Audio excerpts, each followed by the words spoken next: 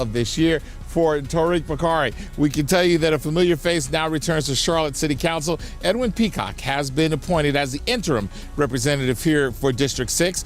Peacock is a former at-large council member and a two-time mayoral candidate. He was selected by the council to fill the vacancy left by Councilmember Tariq Bakari, who stepped down earlier this month. He was actually tied with Kristen Bakari, Bakari's wife, for that seat, with Mayor Vilaus making the deciding vote. He'll be sworn in later today.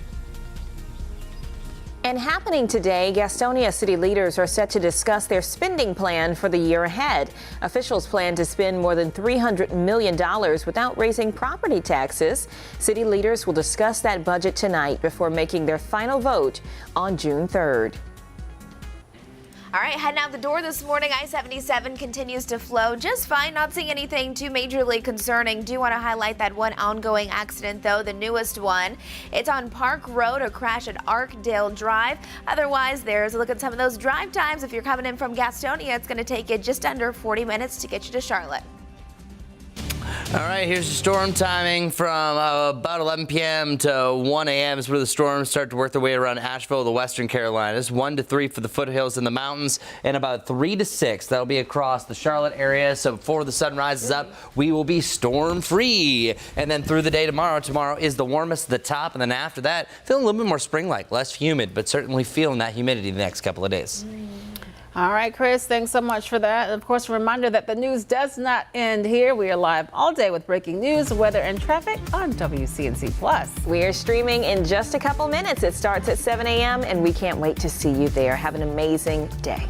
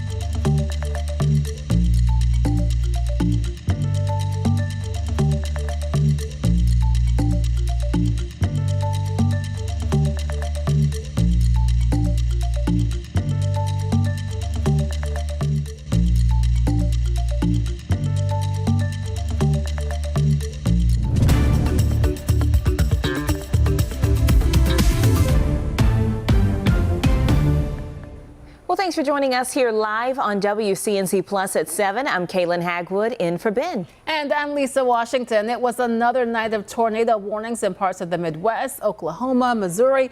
Chris Mulcahy is tracking that severe weather and the impacts it will have on our forecast later tonight. Chris. And it's whatever's happening over in Tennessee, Mississippi, over to Alabama. All this line of showers and storms that's heading towards us. So it's really after midnight that we're seeing most of this activity, but we'll see a few pop-up showers or storms a little bit later on. For right now, we're almost clear from this severe thunderstorm watch, but then a new one will likely fire up a little bit later on in the eastern side of Arkansas. So a couple hours from now, I bet you'll have a new watch, and they'll have a lot more storms starting to blossom as well as they work their way into Tennessee. 83, that's our top today. Yesterday was 82, so didn't quite hit the mid-80s. 78 around Hickory and Statesville, and then the lower 70s up in the mountains. So here's our setup. The reason why we're not going to really see too much rain early on is because of this front. It is going to allow for a few spotty showers, maybe a darker sky from place to place for the morning. Clouds start to break, but then once this front gets a little bit close to home, that fires up a storm or two heading into the evening. Once the sun sets, you're still going to have some lasting storms. They slowly push their way from west to east, and then we have the main arrival of that shower activity, and by 7 o'clock, it's past and gone. So our weather impact window is from midnight until 6. That's the only time to be weather aware. You can still be weather aware. I would also tell you for the isolated storms starting this evening, this is our best bet for a stronger thunderstorm. But the further west you go, that's my bigger concern. Because oftentimes, the deeper that you head into the early morning hours, the less likely that storm is going to survive. You still might have some lingering storms, but it gets weaker and weaker hour by hour. It's these areas from the 11 p.m. to 1 a.m. window, and that's the far western side of North Carolina, I think has the best chance for a spin-up tornado and some stronger winds. The 1 to 3 o'clock time frame, this area in red from Banner Elk to Taylorsville around Hickory, that's going to be a decent shot for still some stronger thunderstorms. Once you get into this pink area, the 3 to 6, not saying you're not going to hear rumbles of thunder, but there's going to be a solid possibility that that storm system is going to start to break up. But it's midnight to 6 that we have most of that activity. Starting around 7 o'clock is where we have our first signs of storms. These will especially be prevalent up in the mountains. Through today, I think we have a mostly cloudy sky with a little bit of sunshine from place to place, much cloudier heading into the evening. That storm activity, as I mentioned, slow moving. By 11 to about midnight, those storms get out of here and the line pushes in.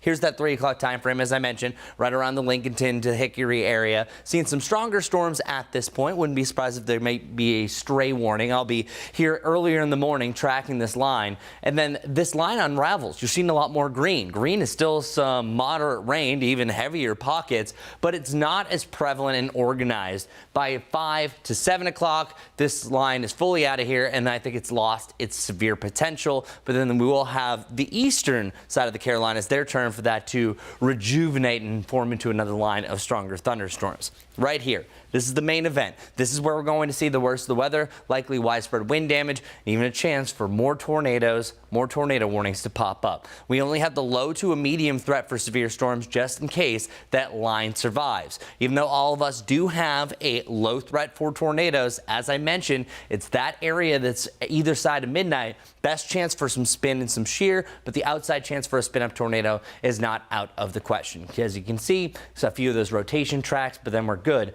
by about 6 o'clock. Coming up, I'll have that Guy Roofing 7-day forecast and also the changes you can expect behind this front that is bringing that rain and storm potential. But first, we have to check our morning commute with Majestic. Good morning to you. Good Tuesday morning, everyone. As you're waking up, maybe heading out the door this morning. Right now, we don't have anything that's too out of the ordinary. You're really starting to see traffic pick up. This is I-77 here, but that's not anything out of the ordinary. As we switch it on over to our live traffic maps, we do have a few accidents I want to let you know about. We'll start with this one here. You can see at Park Road, there's a crash there that's bringing some medium impacts at Archdale Drive. As we zoom it on out, I wanted to put into perspective that those inbound lanes on I-77 starting to see that red, so stop and go traffic. Another accident that's ongoing, it's at the Billy Graham Parkway. There's a crash there at I-85 and exit 33, and then all this yellow is indicating medium impacts here because there's a lane that's blocked due to a crash on the Brookshire Boulevard at Oakdale Road. I'll keep an eye on that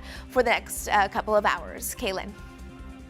All right, Majestic, thanks so much. Happening today, the Charlotte City Council will swear in its newest council member, Edwin Peacock III, set to be sworn in later this morning. WCNC Charlotte's Richard Devane is live with a preview of today's meeting. And Richard, this is just a temporary fill.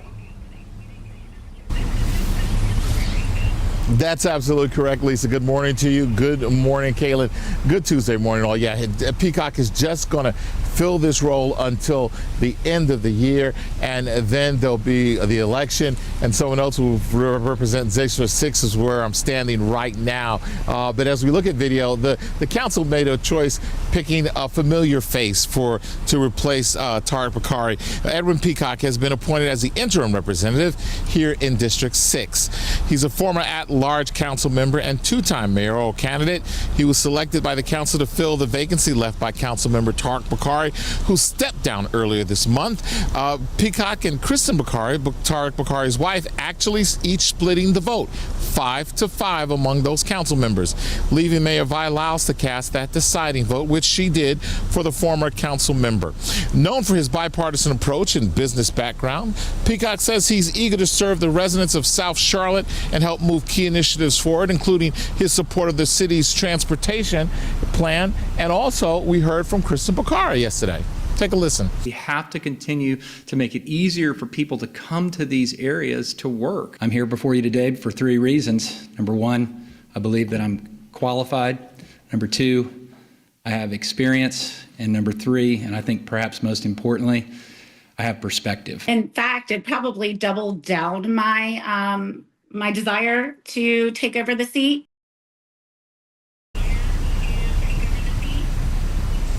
Yeah, that was Bakari when we asked her if she plans to run coming up this fall. Guys, we'll send it back to you. So, Richard, it sounds like Krista may be running come the fall. Do we know if any of these other applicants might be interested in the seat once it's open in November? Yeah, we can tell you that one person who won't be running is Edwin Peacock. He says that he has no interest in pursuing this district seat or any other seats on the council. You know, he was a two-time member at large of the Charlotte City Council, and he says he has no plans to serve the public in that capacity anymore. He's just doing it for the interim.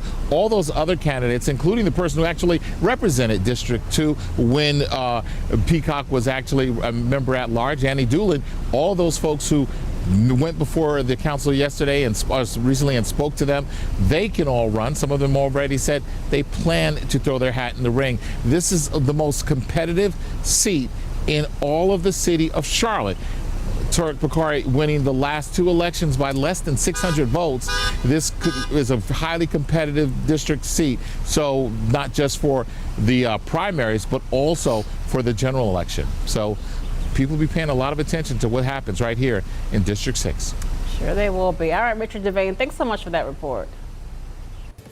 Well, right now, millions of Americans are under severe weather alerts, just days after those powerful storms and tornadoes devastated parts of the South and Midwest. This all comes as 40% of the nation's weather forecast offices face significant staffing vacancies. NBC's Shaq Brewster is in St. Louis with the latest this morning.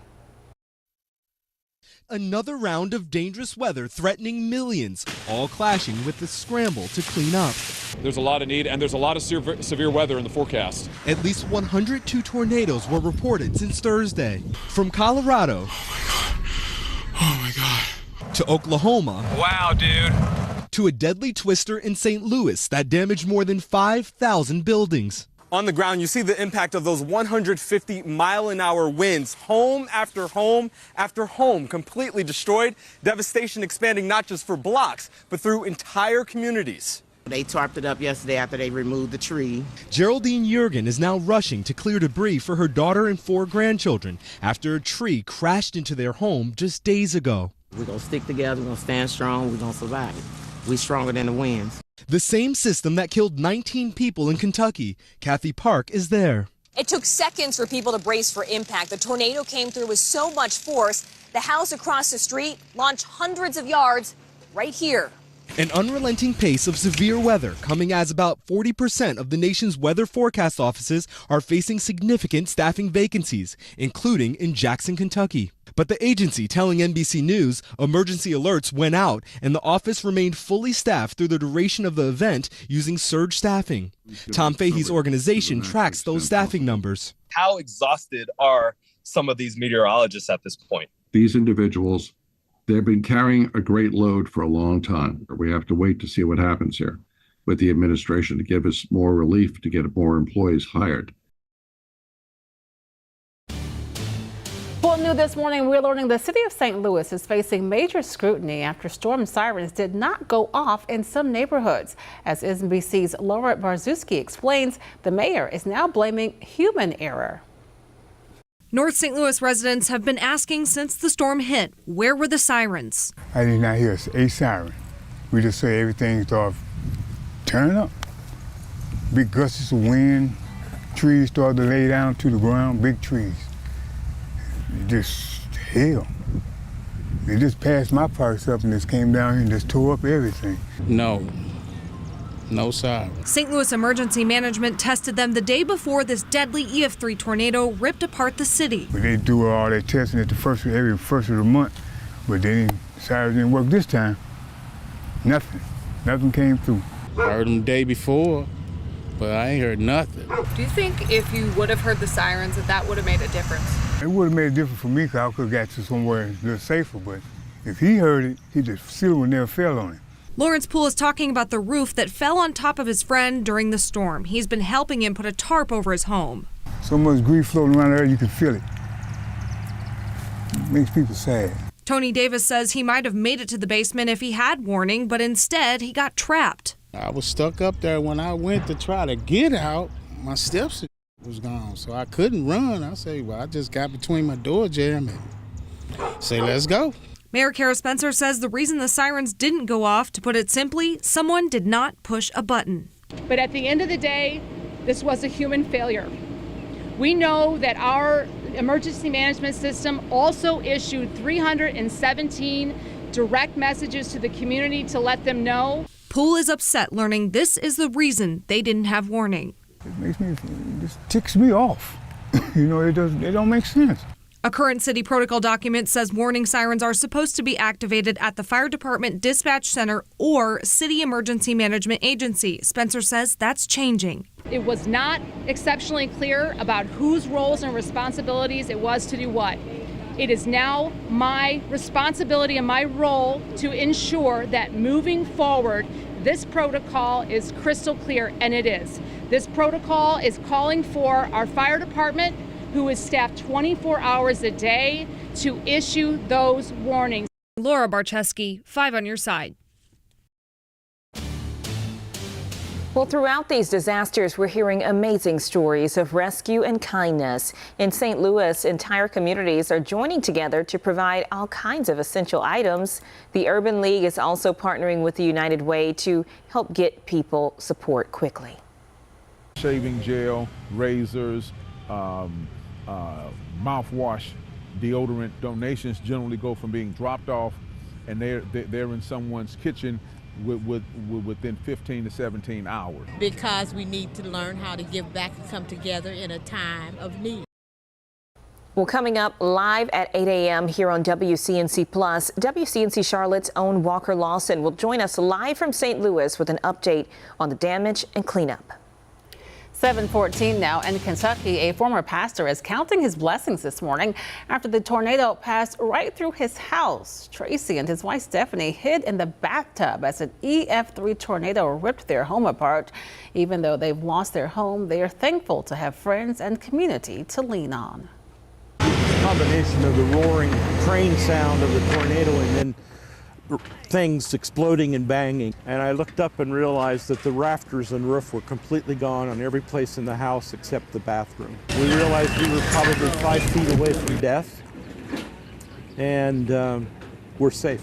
When another person helps you, the dirtier they get, the more they look like Jesus. That That tornado was responsible for nearly 20 deaths in Kentucky. That weather system also hit parts of Texas. Authorities say at least 5 tornadoes touched down in North Texas on Sunday. Some of the worst damage was in the town of Gordon, where the storm heavily damaged one school.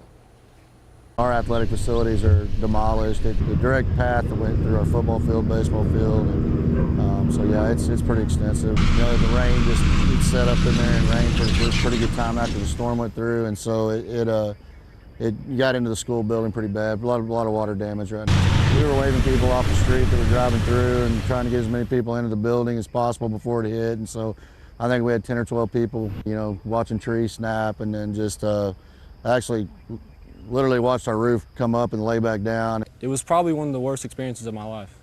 I didn't know if I was going to have a home or any of my friends were going to have a home or anything else. Well, there is another incredible story this morning of survival in Kentucky, where a mother pulled her baby from the debris of their home. Reporter Olivia Daig shares the shocking story. There is part of our dresser on top of that mattress. Pieces.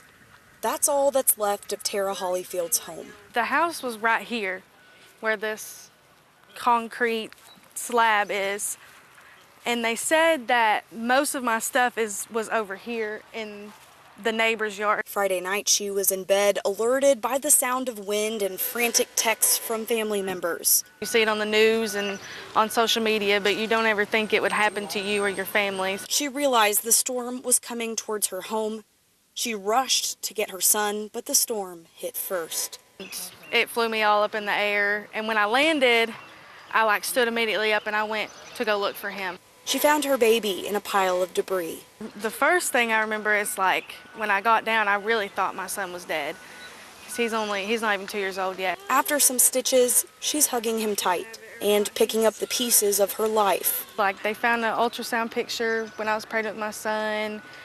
They found some of his toys, some of our clothes. We had a safe with some money in it. Things can be replaced. All of my neighbors that were around me are gone. Her family can't. It's tough.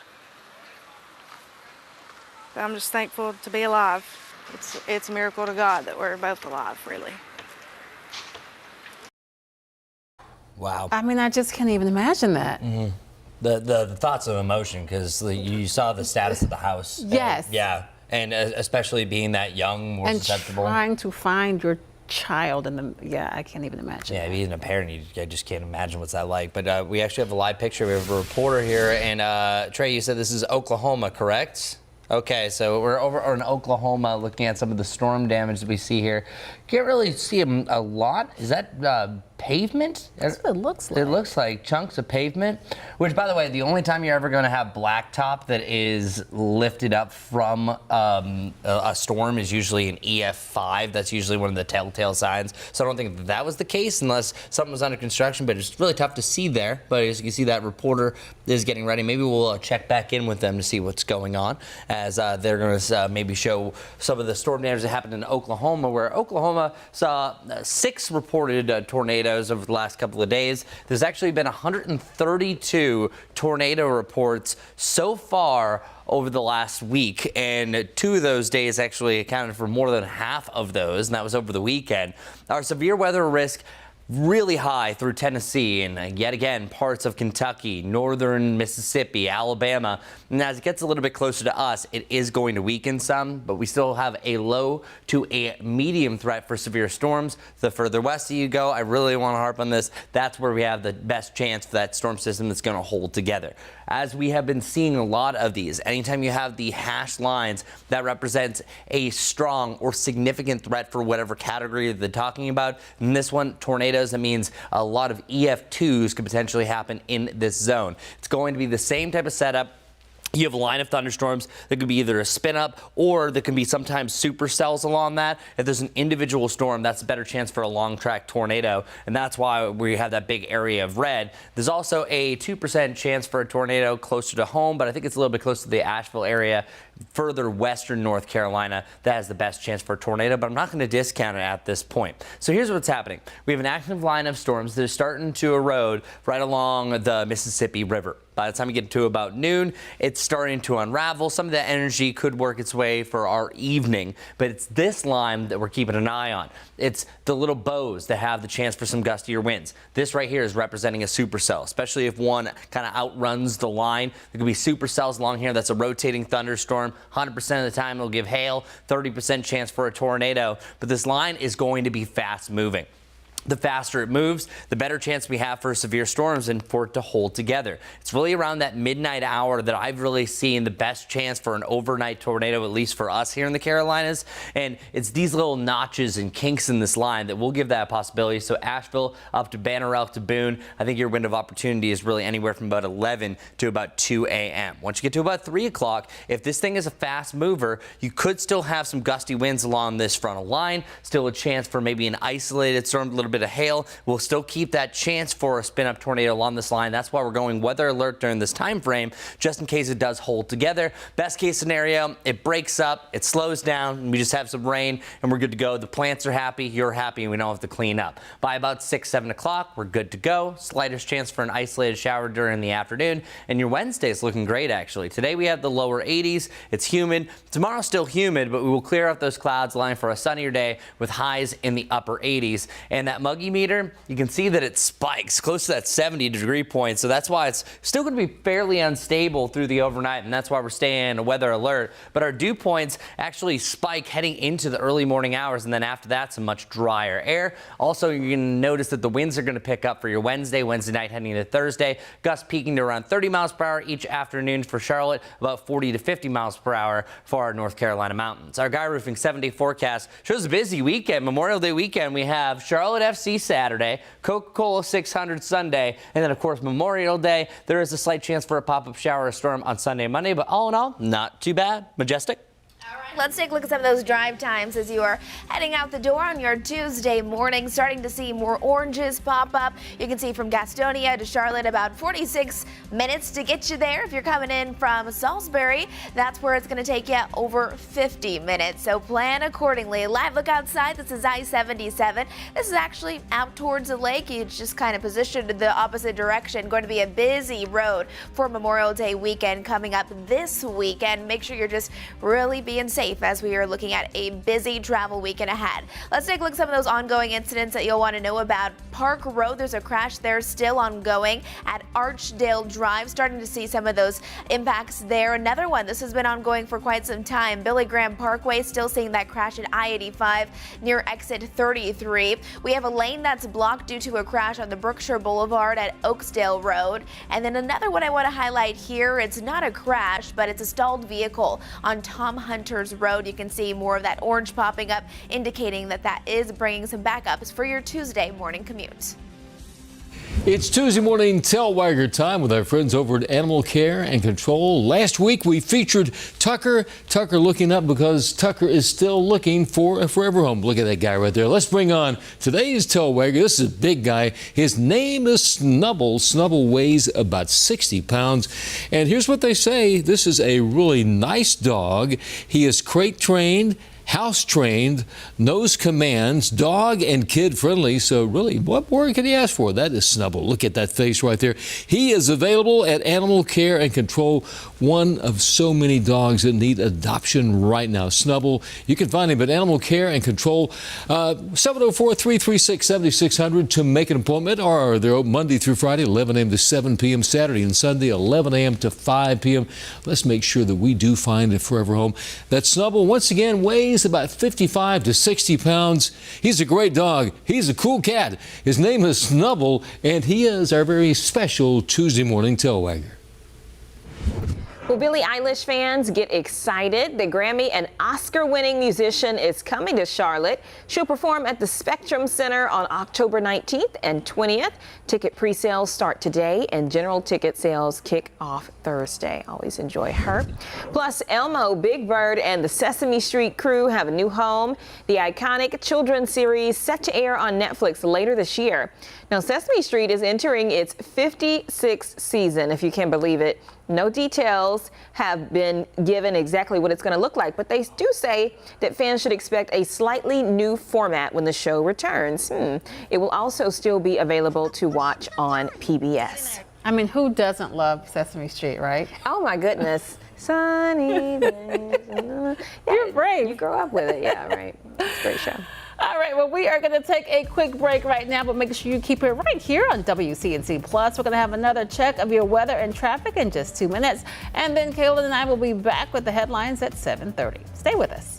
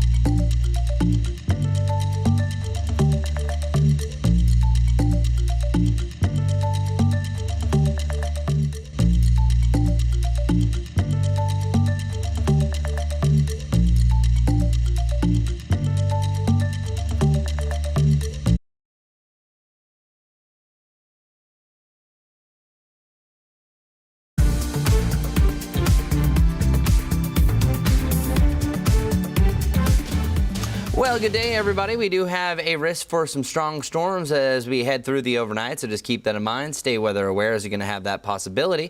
Our temperatures today are reaching the lower 80s, so slightly above where we should be for this time of year. I think all in all, you're going to have a changing sky hour by hour. At times it'll be cloudier, at times it'll be sunnier, so a forever change. As I mentioned, we have the overnight potential for some storms to roll in. A few pop-up isolated storms are possible during the evening, but it's really that midnight to 6 a.m. time frame that we have the best potential. Here's what it looks like on our futurecast. Developing shower or storm right in the middle of the evening up until about midnight. Then at that point, storms start to move in from the west. Highest chance for severe storms is west of I-77 from about 3 to 6 o'clock. That line of storms will slowly start to weaken. Just stay weather aware through the overnight. And those temperatures much warmer tomorrow, 88 before cooling down. Majestic. All right, let's take a look at some of those ongoing incidents you'll want to know about before you head out the door this morning. Let's take you into this south of Charlotte at Park Road. There's a crash there at Archdale Drive. Seeing some impacts there. Just off to the west, we have another ongoing incident. It's at the Billy Graham Parkway where we do have a crash at I-85, exit 33. To the north now, we have a lane that's blocked on Brookshire Boulevard at Oakdale Road. We'll have more on WCNC Plus coming up. Hope to see you then.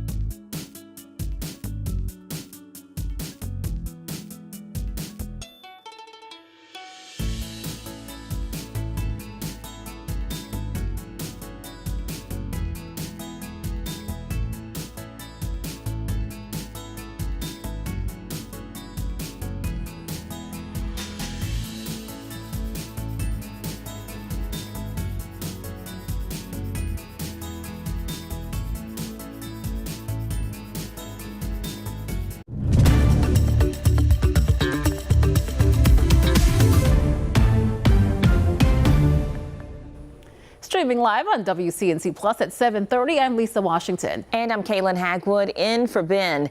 Happening today, Gastonia city leaders are set to discuss their spending plan for the year ahead, from street repairs to police funding. Officials plan to spend more than $300 million without raising property taxes. WCNC Charlotte's Destiny Richards is live this morning with a look at what is getting funded and what it means for your neighborhood. Destiny. Yeah, Gastonia City Council tonight will be discussing how to spend over $330 million for the next fiscal year. And like you said, this is happening without any raise in property taxes. Now, the proposed fiscal year 2026 budget was first presented back on May 6th. It's now headed for final approval in June. The city is keeping its property tax rate steady at 47 cents per $100 of value, the lowest it's been in over 20 years. But spending is still strategic. Over $2 million is set aside for street resurfacing. A 4% pay raise for all city employees is included, and the city's police and fire departments are getting new equipment and technology to help keep neighborhoods safe. There's also a rise in your water bill. The budget also reflects a 5% increase in water and sewer rates. That'll be about $4.28 more per month for the average homeowner. This is all according to City Manager Michael Peoples. Now, city officials, when they had this presentation back on May 6th, they talked about how it's a difficult market right now for both equipment, getting new equipment, as well as retirement contributions. They said there's also rising costs with all of that, but they say that this spending plan is really them doing well at trying to keep spending in check. This is actually a lower amount than last year's fiscal year budget, and the vote for this budget is expected to take place on Tuesday, June 3rd. So that's when we'll find out when this is all set in stone. I'll send it back to you guys live here from Gastonia. And Destiny, this is a more than $300 million budget. Are they using any emergency funds or dipping into reserves to make it all work? They're not. So again, this is a spending plan that is lower from last year. So city officials are really proud of this plan. It's about 3.94, so nearly 4% lower than the last fiscal year budget. So everything is balanced. They're not pulling from reserves or savings to make this spending plan happen for the next fiscal year. Balanced budget is important. All right, Destiny, thank you so much for that. 7:33. Now let's check in with Chris because we're going to have to be weather aware later today. Yeah, and it's really tonight. Today, I think you're absolutely fine. Don't worry about any storms during the day, but then once you hit the evening, that's where things are looking a-okay. It's going to look like this on and off throughout the day. Sometimes you'll have some darker clouds, and I am picking up that we could have a brief light rain shower earlier this morning, and once you get to about noon, I think we're going to stay dry, and then our storm potential is just taking its sweet time. Current temperatures, we've already gained 2 degrees. We only dropped down to 68 degrees around Charlotte. 66 already around Gastonia and 63 in Morganton. Today's highs, the lower 80s, so pretty close to where we should be for this time of the year. But then this is what we're talking about. Whenever you see a severe weather risk, this is from the Storm Prediction Center, you're going to have a 24-hour window that this is going to be a possibility. So this is not for the afternoon. This is a little bit later on. And even though we will have a chance for a few thunderstorms, that's not really going to be the cause of concern. So for our weather alert window, we've been talking about midnight to 6 a.m. That doesn't mean that you're not going to see a strong thunderstorm during the evening. I think that's just your highest potential. So here's what it looks like. Right around 7 p.m. Storms start to work their way in the area. They start to pop up. This is along the stationary front that is just starting to get going at this point. So what this means is they're going to be fairly slow moving, kind of on their own fruition. These are the ones that could dump up to an inch of rain, very isolated. But you notice there's not a lot here on the map. So that window first opens up from about 7 to about midnight.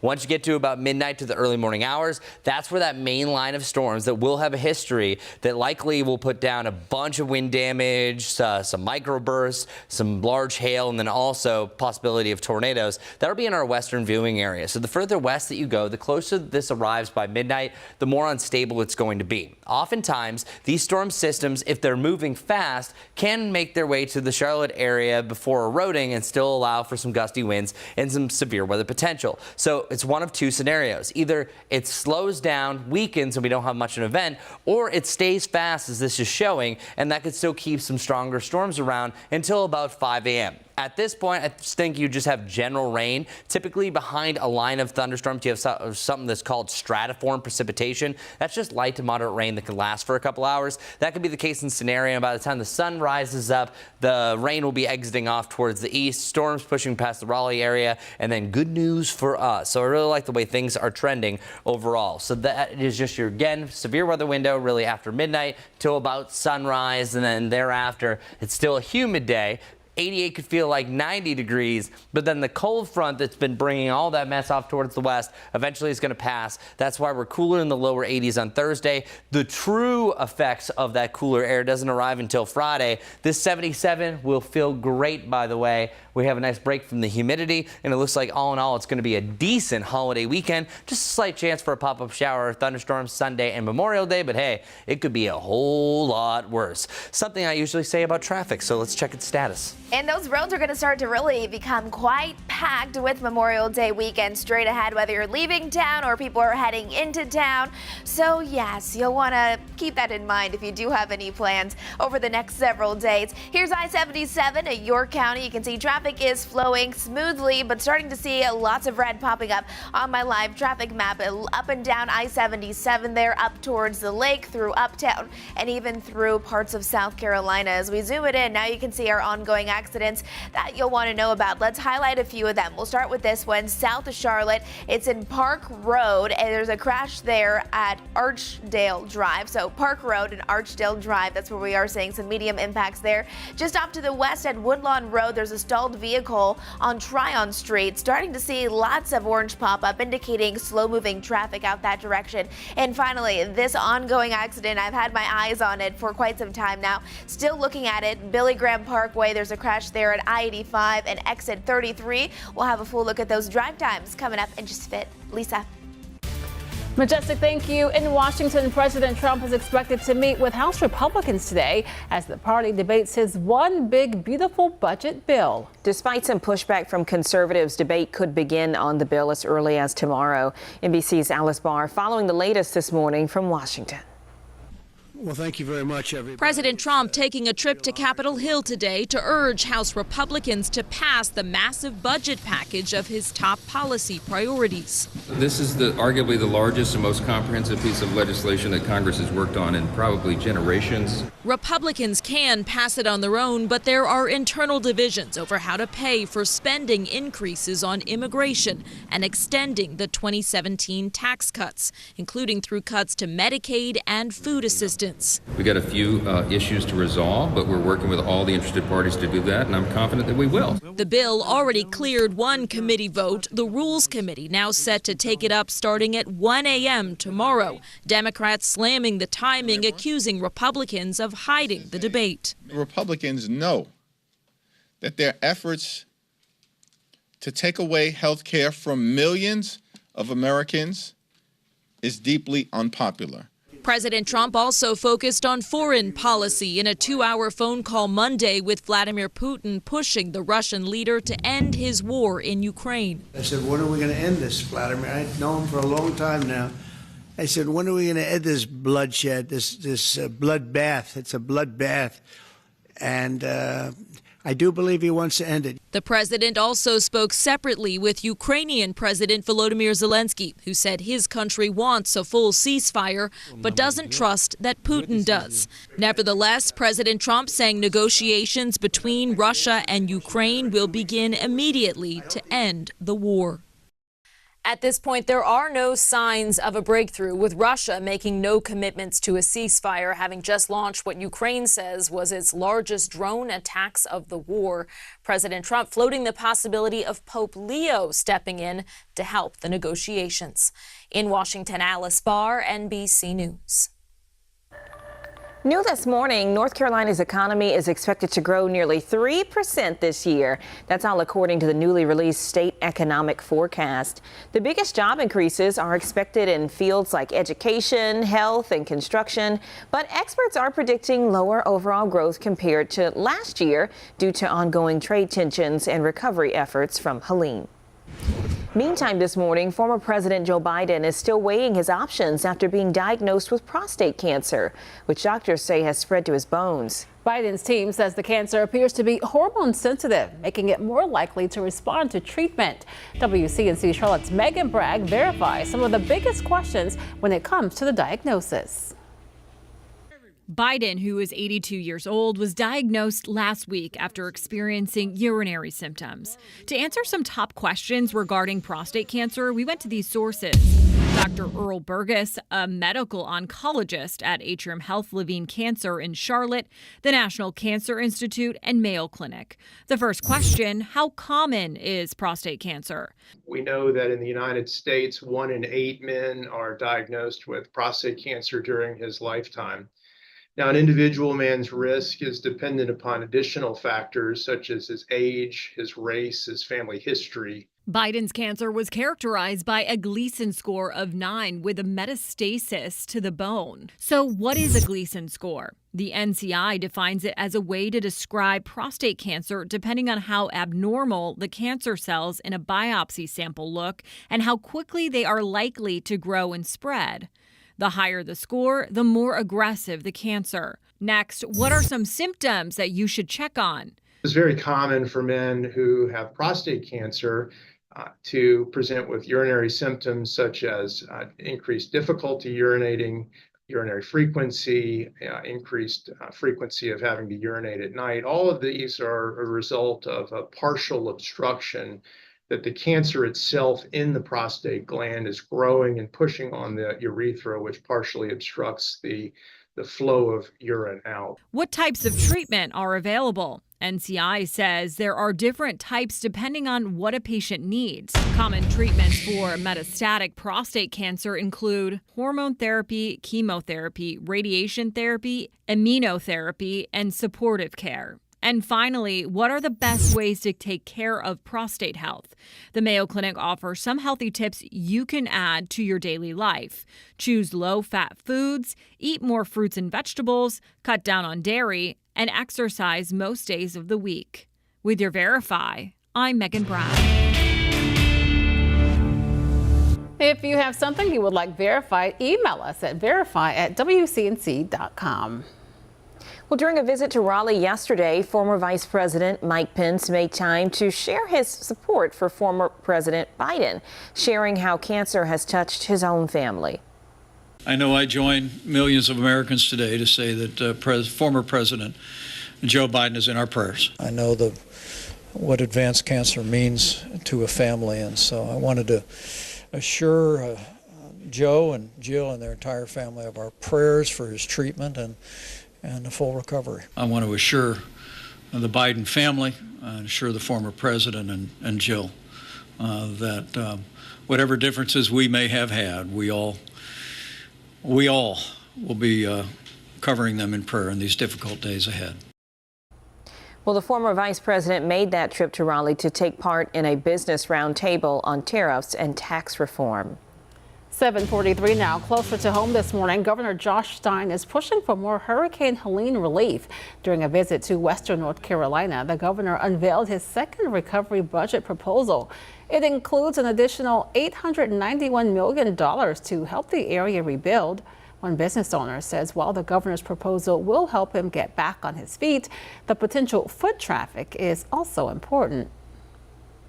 Get in your car and give us a chance. Get out here and because, I mean, you've only got to look at the scenery here. It's beautiful, you know, and there's people that are hurting and are needing that business. Earlier this year, the governor says the state sent grants to more than 2,000 businesses. He says more than 7,000 small businesses applied, so it's clear more money is needed. After-school programs nationwide are asking, where's the money this morning? According to the nonprofit After School Alliance, 63% of programs are struggling after losing pandemic-era funding and proposed federal funding cuts. WCNC Charlotte's Michelle Bowden shows us how this could lead to programs potentially being shut down.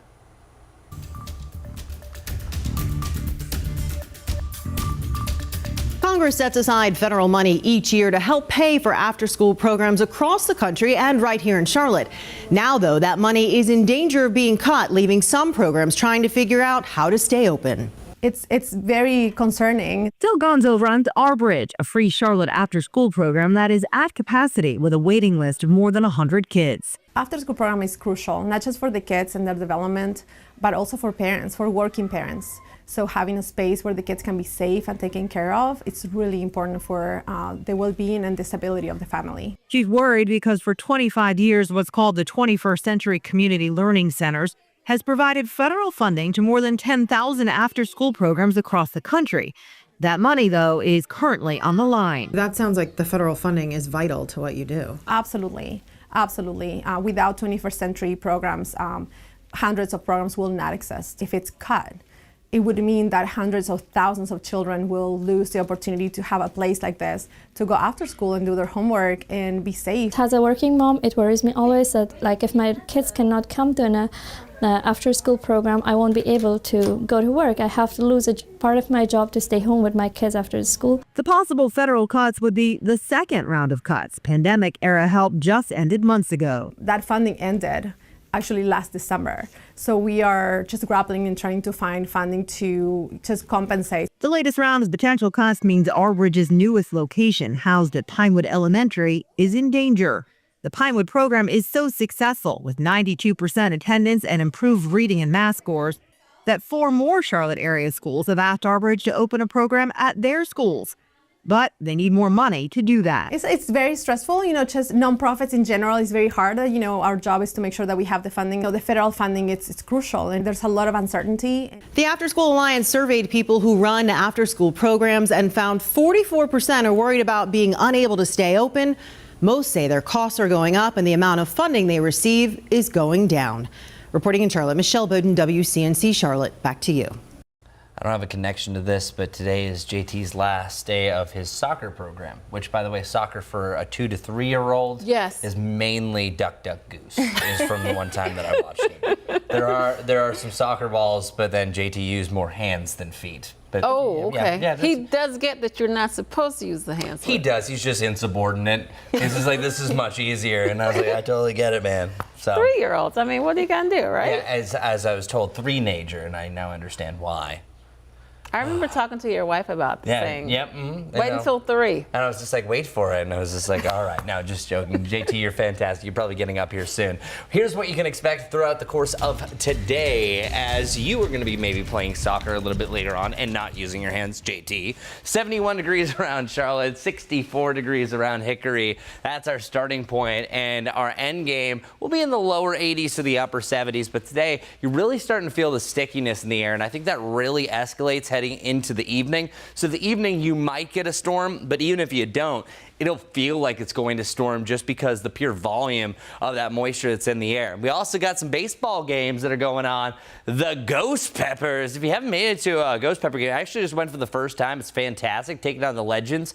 There's really not as many seats, but it's really intimate. You can get there for $10-15. Highly recommend it. I also do the forecast for them on Tuesday, so I'll be on the Jumbotron for a brief moment later on. We do have a chance for rain, I think, really by the end of the game. The games usually last up to about 3 hours, so hopefully you can avoid it. Also, the Knights are back in town playing an interleague game. This is pretty rare. And that is also looking to be a drier forecast as well, starting around 6:35. Spotty showers potentially to end it, but fingers crossed we avoid that, because most of the activity, luckily we're not seeing the main line roll through, will happen after midnight. And I think it's the far western side of the Carolinas right in here that is my biggest cause of concern. I think the closer you get to midnight, it's still unstable enough, have enough shear to maybe cause a spin-up tornado. That will be a possibility. Usually weak when that happens. We had one not too long ago, a few weeks ago, right at the same timing. 1 to 3 for the foothills and the mountains. And I think Charlotte's really between about 3 and 5 o'clock that you're dealing with this. And after 6 o'clock, it should be past and gone. So another look at our futurecast, developing storms after 7 o'clock. So this afternoon, you're good. You might see a little bit of rain this morning. Barely anything coming from that, but don't be surprised if you get nipped by a quick shower over the next 5 hours. But I think it's really a bit closer to about 8 to midnight that we have a passing shower or storm. Looks to be a little bit more populated right around the I-40 corridor. And then here's the main event. Seeing that line form, it starts to break up. It unravels a little bit. The faster this moves, the stronger it'll be. And then that's going to be a better chance for some gustier winds associated with it. So we're still saying weather alert and going weather aware for the overnight. By the time the sun has risen up tomorrow, we're good. Precipitation chances also taking a break after your Wednesday. Should be dry through Saturday. Slight chance for a shower or two. Pop-up storm on Sunday, Memorial Day. Next Tuesday is our next best rain chance. High temperatures. Tomorrow is the warmest, not just over the next week, but really over the next week and a half to even 2 weeks, as we're heading into more of a average pattern. And our low temperatures, Saturday morning, almost chilly at 54 degrees. That means some of us to the north and northwest could drop down into the 40s. Majestic? It's going to be cold, especially if you're heading out to go camping. Make sure you bring some extra layers for your Memorial Day weekend. All right, let's take a look at those area roadways. I-77 here, you can see it is a gorgeous start to our Tuesday morning. You'll want those sunglasses because many of us, we are seeing a little sunshine for that early morning commute. I-77 really starting to back up here. Pretty typical, though, for this time of the day. Let's break down a few things as we change over now to our live traffic maps. You can see lots of red really starting to pop up. Not just that, but we have several accidents that are currently ongoing. Let's take you out towards Lake Wiley, where we do have an ongoing accident. It's on York Road, that's Highway 49, and there's a crash there near Langston Drive. Look at all that red that's popping up. So if you typically drive this way, you'll want to allow for at least 5 to 10 minutes to get you to where you need to be on time because of that ongoing problem. Another accident, Park Road, a crash there at Archdale Drive. That's been ongoing for quite some time as well. And then Woodlawn Road, a stalled vehicle at Tryon Street right now. Lisa. Majestic, thank you. Well, check this out. A Maryland woman isn't just celebrating her 100th birthday. She's also now one of the oldest active realtors in the country. And she's still making deals as we speak. And as Mark Seagraves reports, she lives on her own and drives herself from open house to open house. Like many of us, Mary Wykes drives herself to work every day. But unlike most of us, Wykes is 100 years old. Oh, of course. I have a license until 106. But I feel like I'm a very good driver. I learned to drive in a hayfield on the farm with a tractor. In addition to her driver's license, Wykes has had her realtor's license since 1979. When, at the age of 54, she decided to leave her job in the federal government after nearly 20 years and change careers. While Wykes had a very successful career in corporate America and the federal government, she decided to become a realtor because of something her father told her growing up on the family farm. My dad, who was a dairy farmer, always said, "Mary, work for yourself." And I could never figure out a way to do that until one time I heard that a secretary at NBS had just taken the real estate course and become a realtor. Wykes has been helping people buy and sell their homes ever since. It's just a pleasure, and I love the people I work with. Wykes' boss tells News 4 she's still very much active, earning commission checks. Oh my God, so active. She just had 3 transactions, and I've never met anybody quite so positive, quite so inspirational. At 100, you would never know it. She works all the time. She's fastidious about what she does, but she's just good people. Wykes tells me longevity runs in her family. My mother was 99. There is longevity in my family. The oldest any relative lived to was 105. A cousin of my father's was 105. And another aunt was 100. I ask the question so many ask when they meet someone who's over 100 years old and in such amazingly good shape. What's your secret? My granddaughter asked me that the other day. And my answer to her was good genes, a lot of luck, and believing in the kindness of people, and believing take one day at a time, and in lifelong learning, and never retiring. Enjoy your work, never retire. So I guess that's the secret. I mean, I've tried to live a good life. White says no plans on retiring or slowing down anytime soon. In fact, she just ordered a new box of business cards. I'm giving everybody a business card, just as a reminder that I'm still working. Well, that's why I'm still here, because I love the people I work with. And looks absolutely amazing. She does indeed. Yeah, I can't believe so many family members are over 100 years old, but they do say something about if you just keep on moving, keep on moving. Like, Yes. It helps you on a daily basis, but I think overall it can help you live a long life too. And that's what she said. She's not stopping. She's never retiring. And good genes. I mean, I'm not making that's it to wonderful. 100 then. I think I'll make it to 100, but at some point I'm gonna have to retire. Yeah, Lisa, you're celebrating a birthday. You just I celebrated did. over the weekend. I've been celebrating all month. Not 100, thankfully, but I did celebrate a birthday. It's been a good time. It really has been. Yeah. Well, that's awesome. Happy belated birthday. Thank you. I did Thank when you. you were here yesterday because you ran a story, but that didn't really count. Coming up, we'll have a little bit more about your full forecast, weather, traffic, and so much more. See you soon.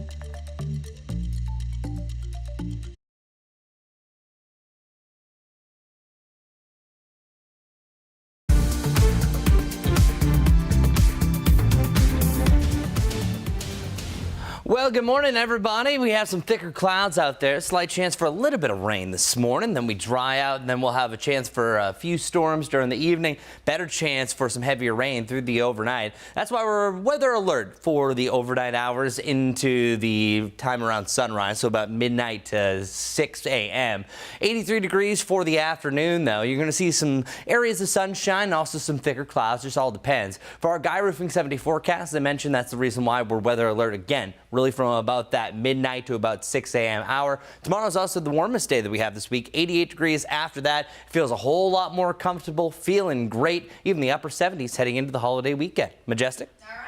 Pretty good forecast if you are heading out the door this morning. We do have some sunshine out there, so grab those sunglasses. It's going to be a nice warm day, just like Chris said. And I-77 is definitely starting to pick up. You can see it there. Couple things I want to let you know about. You can see lots of red popping up on our live traffic maps. We also have multiple accidents underway. I want to get to this one because it is bringing some big backups. It's out towards Lake Wiley. You can see the accident there. It's on Highway 49. There's a crash near Langston Drive, so bringing some stop and go traffic because of that accident. Another one here on South Boulevard. There's a crash near Atherson Street. We'll have more on that on WCNC Plus.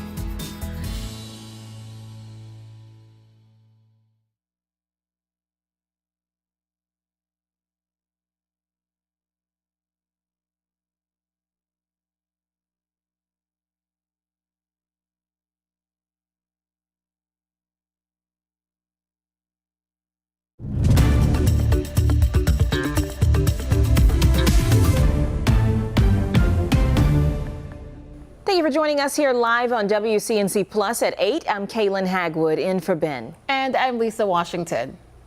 Well, we want to go back to that story we've been telling you about, the millions under that threat of severe weather again today after those storms ripped through the Midwest. New video this morning actually shows that damage from Colorado to Texas and Missouri, and you can just see it. Wow. Well, that cleanup does continue this morning in parts of St. Louis after that tornado touched down just miles from downtown. That is correct. We're going to have more showing you that video. It's just incredible there. A story of survival in Kentucky where a mother pulled her baby from the debris of their home. Reporter Olivia Diggs shares their shocking story. There is our part of our dresser on top of that mattress. Pieces. That's all that's left of Tara Hollyfield's home. The house was right here where this concrete slab is. And they said that most of my stuff was over here in the neighbor's yard. Friday night, she was in bed, alerted by the sound of wind and frantic texts from family members. You see it on the news and on social media, but you don't ever think it would happen to you or your family. She realized the storm was coming towards her home. She rushed to get her son, but the storm hit first. It flew me all up in the air, and when I landed, I stood immediately up and I went to go look for him. She found her baby in a pile of debris. The first thing I remember is when I got down, I really thought my son was dead. 'Cause he's not even 2 years old yet. After some stitches, she's hugging him tight and picking up the pieces of her life. They found an ultrasound picture when I was pregnant with my son. They found some of his toys, some of our clothes. We had a safe with some money in it. Things can be replaced. All of my neighbors that were around me are gone. Her family can't. It's tough. But I'm just thankful to be alive. It's a miracle to God that we're both alive, really. Olivia Diggs with that report. Did you hear the mother say, when I landed, as she was tossed around in the storm, when I landed, I stood up and went to look for my son? I cannot imagine that. And I highly recommend it. I'm not sure have you guys seen the Joplin tornado documentary that came out on Netflix? I've not seen the documentary. Hearing that was just absolutely harrowing because that was an EF5, but you have multiple people saying that they were lifted up and tossed and actually survived something like that. And for actually to have a 1-year-old for that to happen. Right. Whew, makes your heart sink. Luckily, we're not looking at anything of that scenario. We do have a slightest chance for a spin-up tornado, but it's the area of red. It's going to be under a massive severe weather outlook where we have a significant threat for widespread tornadoes, wind damage, large hail. You have the trifecta yet again. This has been the worst week for tornadoes and severe weather that we've had so far this year. Luckily, most of it's been off towards the west, selfishly for our neck of the woods. Now, here's what's going to happen next. This area of showers and storms will continue to push its way further off towards the east. Essentially, it's going to die out. That piece of energy could fire up a storm or two heading into the evening. But another one is soon going to form. Check it out. There's that one. That one disappears. Right here, watch. Here comes the storms. Here they start to flourish. Mid to late afternoon for the western side of Kentucky. At this point, it's approaching Nashville right around the peak of the evening commute. And you're going to have some bends and bows in this line. It's the bowing segment that'll have the stronger winds. It's some of the isolated cells. Look at this one. If that comes to fruition, that looks like a little supercell could be happening. So that's an isolated tornado. That's the worst case scenario. You don't want supercells because those can produce those EF2s, EF3s with ease. But it's also going to be some spin-ups along this line. So everything is just adding up that anything can go across the state of Kentucky, especially up into parts of Kentucky and Tennessee, and then also Mississippi and Alabama. Meanwhile, once it gets to the North Carolina border, here it comes. Seeing some kinks and some twists along the line. That's that QLCS, quasi-linear convective system that's going to allow for a spin-up tornado. I think if we have a spin-up tornado, it's happening around midnight, close to Asheville, closer to the state border, and that could also work its way into the mountains. And the reason why I'm saying that is I think after that, it starts to turn to more of a straight line wind event, not discounting it. Shear starts to dial itself back. But if this is moving fast, if it doesn't lose speed, we're going to keep our severe weather potential intact. Now, this is 3 o'clock. You can see that Boeing segment. This would still represent, especially west of I-77, a stronger thunderstorm. So you might be woken up by a big boom of thunder through the overnight. And then by about 5 to 6 o'clock, it should be clear of the Charlotte area, the 485 loop for the most part, which is good news for the peak of our morning commute. And then by the afternoon, it'll be breezy, maybe an outside shower chance, but we're actually getting a little bit drier throughout the day. So again, our weather impact window is from midnight until 6 a.m. We're going to stay there. Even if it accelerates, it actually is right in the heart of our window. And if it slows down, it'll be a little bit later and actually our weather impacts go down. So the worst case scenario is this arrives to Charlotte around 3, 4 o'clock because that's going to give us the best chance to hold together. But oftentimes, regardless of the timing, they usually start to break up as they pass the mountains. So 11 to 1, best tornado potential right along the state border. 1 to 3 for the foothills, the mountains.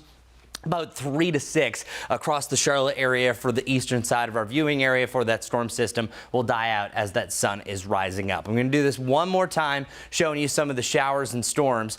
By the middle of this evening, I think you're going to have a chance for storms anywhere from about 7 to midnight. Mainly from about Shelby up to Hickory to Statesville. The reason why is you have this little front that bends and twists through, and then eventually you're going to have that main line that rolls through anywhere between about midnight to 6. Here's the one thing that's going to inhibit this. This is called a capping inversion, or as I am naming it, the anti-storm. Whenever you have this, it prevents a lot of lift, which can break up the storm system. We have a lot of this tomorrow morning, so there's a good chance, especially once it gets to the I-77 corridor, that all of a sudden they quickly start to weaken. Still seeing some rain, thunder and lightning possibility, but it could limit our severe weather potential, so to keep that in note. Once the front arrives, that's going to allow our winds to pick up. So Wednesday and Thursday are going to be quite windy. 40 to 50 mile per hour wind gusts possible in the mountains tomorrow night, and on Thursday. Also, there's a chance for a wind advisory as well. In the Charlotte metro area, I think you could have gusts up to about 30 miles per hour both days, more so on Thursday. Sometimes it takes about 24 hours for a strong cold front to really take effect, but I think the strongest winds are actually going to be on your Wednesday night heading into Thursday. Seeing that little bullseye, it gusts up to about 50 to 55 miles per hour. So yeah, I think a wind advisory is a good bet for the North Carolina mountains. Tomorrow's the warmest day. It's an interesting situation because the front technically doesn't arrive until later on, and we're going to see sunshine, and with those stronger winds out of the southwest turning west, that's our best chance to warm up. It's kind of called the blowtorch effect. Temperatures in the upper 80s could feel like the lower 90s, but things actually start to feel a little bit more comfortable as we work our way through the day. Slightest chance for a pop-up shower in the middle of the afternoon, but at least we got that sunshine. Our rainfall chances done by Thursday, Friday, and Saturday. We will have a chance for an isolated shower on Sunday and or Monday, and then our Guy Roofing 7-day forecast shows that we are rocking the upper 70s through the weekend. I'm going to head back to Kaylin and Lisa. All right, Chris, thanks so much. As we continue to talk about the impacts happening across the country from those severe storms, we have our Walker Lawson, who is live in St. Louis with more on what that impact looks like on the ground. Walker. Well, good morning, Kaylin. So yeah, still so much damage out here. It's insane to see for yourself in person. Now, first, this is a scene that's very familiar across parts of the town where cars are just left on the road. You can see it's sitting in the middle of the road, so clearly the wind blew it and turned it just a little bit, but a lot of cars have been damaged and destroyed by debris that's fallen, but that hit these vehicles. This is just an example of homes here in this community. I'm going to walk across the street because there's no one coming right now. There's no traffic really out here. The bricks from this home are piled up to probably 4 feet tall. I'm, again, granted 5'11", so just giving you some perspective of my height versus how much they're piled up. But you can see right into these homes. You can see a bathroom right there. There's a toilet. There are blinds hanging down. These are homes that weren't even able to be covered because last night we went through another round of severe weather. There were multiple tornado warnings out last night, and we did see some flash flooding across parts of the city. So we'll walk over here just to show you guys some other homes that have just been completely destroyed out here. You see trees, all of their greenery has been ripped off, so all that canopy is pretty much gone. You're finding random parts of debris across the town. This first home right here on the left just completely destroyed. There's nothing left, but then you see there are other homes still there. So really, just devastating to see. And this cleanup effort is going to be even harder now after it rained last night, because that has made all of the debris on the ground that much heavier to pick up. The wood is now soaked, and then also factor in, we saw that rain, and since my photog and I, Carrie, have been out here this morning, we have seen tons of mosquitoes. So again, you think about these homes that have all these windows smashed, all of these roofs that are gone. You now have bugs coming in, you have water that's seeped in from the rain last night. So really just hindering and making that cleanup effort more difficult. And Walker, it's just really incredible to see that video. It just speaks to the power, the strength of these storms. I know you've been talking to some of the people who live in there. We heard earlier that some people say they did not hear any sirens. There were no sirens warning them of the impending storm. What have the people been saying about the kind of help that they are getting this morning? I mean, clearly they aren't able to live in their houses. Yeah, so absolutely. So again, a lot of these people have been trying to find any means necessary abruptly. So we had one guy that we spoke to that said he's just been having to stay in a hotel and having to fork out those costs himself at the moment. Again, all 3 of his cars were destroyed. So he has no means of transportation unless it's family or if it's Ubering or however they're getting around. But then he wasn't even able to cover his home because it's unsafe to get into these buildings. Again, so they're having to not even be able to put tarps on their homes. So he said he was just going to have to take the damage that came with the additional rain. So people have been having to do that. There's a local nonprofit here that we spoke to on Sunday that was providing resources for people to get food, water, and essential items, because again, they haven't been able to get that. But KSBK has also partnered, the local news station here in St. Louis that we're working for this week. They've partnered with United Way to try to get resources for people.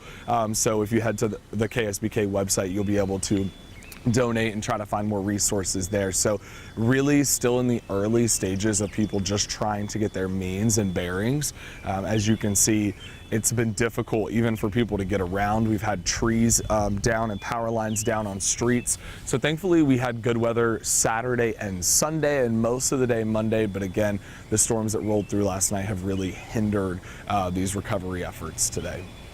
Devastating. Thanks so much, Walker, reporting there on the ground for us in St. Louis. All right, let's check in now with Majestic. How's that morning commute looking? Well, it's definitely congested, that's for sure. Just that time of the day for our Tuesday morning, just after 8 o'clock, 8:13 right now. You can see I-77 from our York County cameras here picking up, especially out there towards mile marker 88. So if you're heading towards the uptown area, you know how it goes. There's our live traffic map, seeing a lot of red now popping up right along I-77, up and down it. But we also have a few of those ongoing incidents that are still happening. The Lake Wiley one that I just mentioned, that has since been cleared, but we're watching this right here. It's actually a stalled vehicle at Tyrone Street and Woodlawn Road. So we're seeing still some red popping up there. And another one, this is at Wendover Road. There's a stalled vehicle there, and Churchill Road. So bringing some slowdowns here and there. Might want to allow for a couple of extra minutes to get to where you need to be early in the day. And then this ongoing accident, it's on South Boulevard. There's a crash near Atherson Street, seeing that yellow pop up, meaning we have medium impacts with that crash now. All right, Majestic, thanks so much. Happening today, the Charlotte City Council is going to swear in its newest council member, Edwin Peacock III, set to be sworn in later this morning. WCNC Charlotte's Richard Devane is live with a preview of today's meeting. And then, Richard, we know this is just a temporary fill for this seat. That is correct. They're just filling the unused portion of Tariq Bakari's seat until the end of the year, or until the elections come up this fall. Now, as we take a look at video, we can tell you this is all about a familiar face who's returning to Charlotte City's councils. Edwin Peacock has been appointed as the interim representative here for District 6. Peacock, a former member-at-large council member and a two-time mayoral candidate, was selected by the council to fill the vacancy left by Councilmember Tariq Bakari, who stepped down earlier this month to join the Trump administration. Peacock and Kristen Bakari, Bakari's wife, actually each splitting the vote, gaining 5-5 among council members. That left Mayor Vilaus to cast the deciding vote, which she did for the former council member Peacock. Known for his bipartisan approach and business background, Peacock says he's eager to serve the residents of South Charlotte and help move key initiatives forward, including support of the city's transportation plan. And also, we heard from from Kristen Bakari about her plans after narrowly missing out on that seat. We have to continue to make it easier for people to come to these areas to work. I'm here before you today for 3 reasons. Number 1, I believe that I'm qualified. Number 2, I have experience. And number 3, and I think perhaps most importantly, I have perspective. In fact, it probably doubled down my my desire to take over the seat.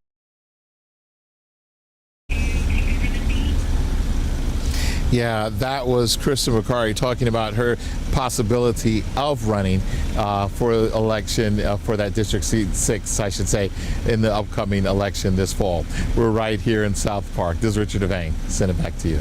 Now, Richard, we know that you've been covering this for some time. You think that this District 6 seat is going to be pretty hotly contested? We heard from Kristen Bakari there, but there are others who may be interested in running as well. Yeah, that's absolutely correct, Lisa. As a matter of fact, this will be the most contested seat both in the primaries as well as the general election because of the fact that for the most part, every other major seat for the council we're determined pretty much by the primaries, by the time of the primary vote. But because this seat in the last 2 elections, Tariq Bakari has only won by less than 600 votes, both Democrats and Republicans are eyeing this District 6 seat. So it's going to be a highly contested seat both for the primaries as well as the general election. All right, Richard Devane reporting there for us. Thank you so much, Richard. Now to a bill that cracks down on deepfake and revenge pornography. It is now law. President Trump signed the Take It Down Act, which bans posting non-consensual, sexually explicit images and videos, including AI-generated content. It also requires websites to remove the content within 48 hours of receiving a request from a victim.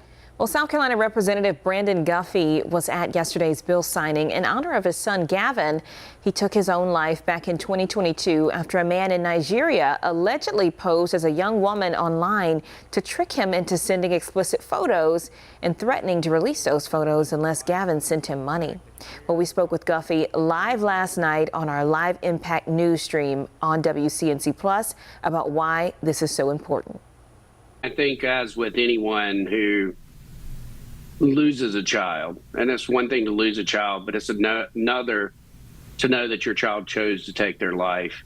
The most important thing is, I will fight until the day that I die to make sure that another child does not feel that way, that is the only option. And, just to be honest, if we're not fighting to protect this next generation, then what are we even doing? It baffles me at the amount of people that can sit here and argue to remove a book from a library because they claim parental rights. But whenever we start talking about protecting kids online, they want to start screaming First Amendment, First Amendment. We've got to start standing up and doing what's right to protect our next generation. And I believe that starts with ensuring that our kids are protected online. If someone violates the law, they could face prison time, a fine, or both. Now to a scary scam making its way through North Carolina this morning. It's called virtual kidnapping. Criminals call using the phone number of someone you love and claim they're holding them for ransom. One Durham woman says it happened to her, but when she pushed to hear her mother's voice, the caller became aggressive and hung up the phone. Thankfully, her mother was safe the entire time, but it left her with questions, including how the scammers knew their relationship. Was it a breach of data somewhere? Is it maybe something in our phones? So I've changed my mom's, that used to say mom, now it doesn't say that. If you find yourself in this situation, you should stay calm, try to verify the situation, avoid sharing any personal information or money, and contact law enforcement. 8:20 now. It's time to connect the dots. When we make the news, it makes sense. Today is Meck Deck Day. There is still debate about whether the story behind it is fact or just folklore. Is Charlotte the birthplace of America? Some historians say the Queen City has a real argument. Let's connect the dots. The story goes, in 1775, a group of patriots here in Charlotte decided they were fed up, and they declared independence from Great Britain, also known as the Meck Deck. Now, this is all a full year before Congress would write the Declaration of Independence. This is why we still see May 20th, 1775 appears across the North Carolina flag today. But the only problem, historians say there's no proof the so-called Meck Deck ever existed. There was definite anti-British sentiment in Charlotte at the time, but no one has ever found an actual Mecklenburg Declaration of Independence document. Folks are still looking for it, so the debate continues over where the birthplace of America actually exists. And that's connecting the dots.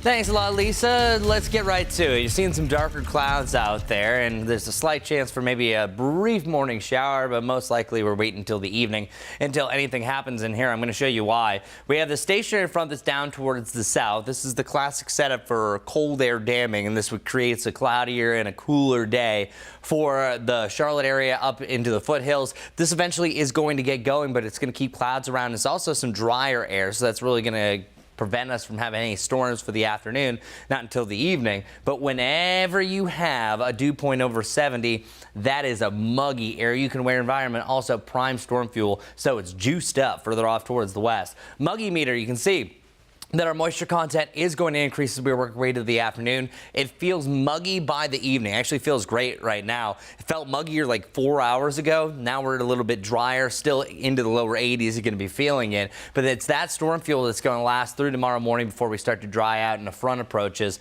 And that's also going to lead to tonight and tomorrow being the most humid period that we have over the next 7 days. It actually feels a lot drier heading into the weekend. So here's the setup. As I mentioned, that front is going to eventually get going. Once it bends back into the Charlotte area, it's going to give us a chance for storms to pop up during the evening hours, and then we're waiting for all this mess to arrive through the overnight. There is a little bit of rotation tracks that could happen through the overnight. So I mentioned our best chance for storms and tornadoes are right along the Tennessee-North Carolina border. It will really be for all of us, and that's why we're staying weather alert just in case from about midnight until 6 a.m. So here's a look at our futurecast. We see developing storms starting to pop up after 7 o'clock. These could be very slow moving. Some areas pick up a quick inch. By about midnight to 2, it's in the foothills and the mountains. If the line looks like this and holds together, could have some severe thunderstorm warnings through the overnight. Gusty winds, spin-up tornadoes still a possibility. Everything should be out of our hair by about 6 o'clock. I'll have another look at our Guy Roofing 7-day forecast coming up here in just minutes. But first, I'll look at your morning commute with Majestic. All right, well, good Tuesday morning to you. If you are getting ready to head out the door this morning, we'll start with this live look outside. Just seeing a typical Tuesday morning. That stop and go traffic, congested I-77. Oh yeah, we have a whole lot of that. But as you can see, our live traffic maps showing a lot of green, mainly north of Charlotte, but definitely seeing a lot of red in addition to that. Let's zoom it on in because we do have multiple accidents that are currently ongoing. We can zoom it onto this one because it's actually bringing quite a bit of a backup. Woodlawn Road westbound lanes are being impacted by this. It's not a crash, but it's actually a stalled vehicle at Tryon Street, so a pretty busy and highly congested road. We have another one that's impacting areas right along I-85 there where we do have a bit of a slowdown. This stalled vehicle is out towards Church Hill Road and Wendover Road. You can see mainly just some oranges and greens there, so minimal impacts. We'll have more on those drive times coming up here in a bit. Time now, 8:24, live here on WCNC Plus. And new this morning, a viral prank is all over the internet, but it may not get the laugh that you think it will. It involves teens asking a stranger what time it is, prompting them to pull out their phone. Then the prankster will tap their phones together while playing a recording of the Apple Pay sound. The idea is to trick people into thinking they just transferred money, getting an extreme reaction for the sake of a viral video. But many warn this prank could turn dangerous and land you in bigger trouble down the road. Yeah, definitely not a funny joke Don't there. see the humor in that one. All right, well, we're going to take a quick break, but you keep it right here on WCNC Plus. We're going to have another check on weather and traffic in about 2 minutes. And then Kaylin and I will return with the day's top headlines starting at 8:30.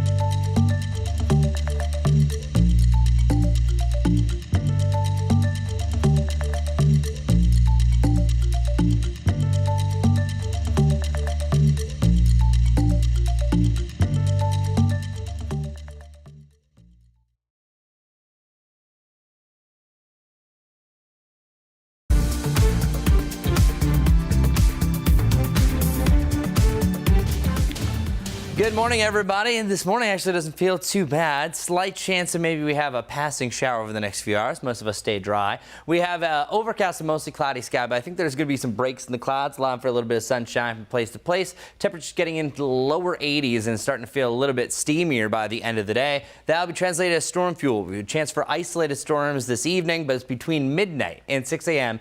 that most of the heavy rain, gusty winds, and storms will be rolling through. So it's really from about 11 p.m. to 1 a.m. right along the Tennessee border. 1 to 3 for the foothills and mountains, about 3 to 6 across the Charlotte area. Guy Roofing 7-day forecast. See that little sliver of the weather alert. It's just a 6-hour period that you need to be weather aware that storms are rolling through. Then 88 degrees on Wednesday for the warmest day of the week, and then it's feeling much more comfortable heading into the weekend in the upper 70s. Majestic? All right, good Tuesday morning to you. Heading out the door this morning, we're definitely seeing a lot of red on our traffic maps. Let's zoom it on in because I do have multiple accidents to get to. Let's start with this one just north of Charlotte. We're seeing some congestion on Statesville Ave. There's actually an accident on Alma Court right there, so you can see medium impacts. And then just southeast of Charlotte, Randolph Road, there's also another crash between Randolph Road and Woodlark Lane, so we are continuing to follow that very carefully. A stalled vehicle is bringing some headaches for your morning commute, especially if you take Tryon Street. There's a stalled vehicle right in the middle of the road between that and Woodlawn Road. We'll have more on WCNC Plus in just a few minutes. We'll see you there.